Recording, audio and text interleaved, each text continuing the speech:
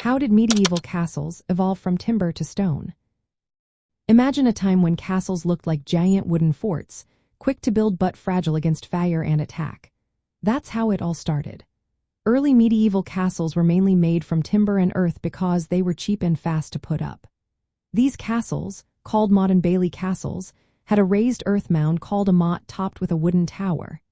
Next to it was the courtyard, or bailey, surrounded by wooden fences called palisades and deep ditches. They could be built in just a few months, which was perfect during rapid conquests like the Norman invasion of England. Nearly 1,000 such castles popped up to help the Normans control their new lands. But these wooden structures had big problems. Wood was easy to set on fire, especially with flaming arrows or siege engines designed to ignite buildings. Over time, wood rotted and needed constant repairs. The small size of the wooden keeps made living cramped and uncomfortable.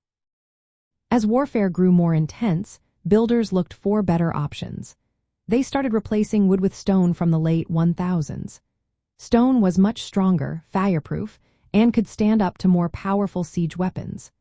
Early stone castles kept the basic shape of the wooden ones, with a central keep made of thick stone walls. These stone keeps were easier to defend and showed the lord's strength and permanence.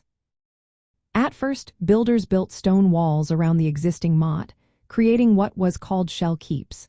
But the weight of stone on the motte was a concern, so they began building castles on flat ground with larger footprints. This gave more space inside and allowed for complex layouts. By the 1100s and 1200s, castles became more sophisticated with concentric designs. These had multiple layers of walls, tall gatehouses, arrow slits, battlements, and towers for flanking fire. These castles weren't just for defense. They also showed power and control over territories. Famous examples include the White Tower in London and Beaumaris Castle in Wales. To stop enemies from undermining walls by digging tunnels, builders added thick bases and stone skirts to the curtain walls.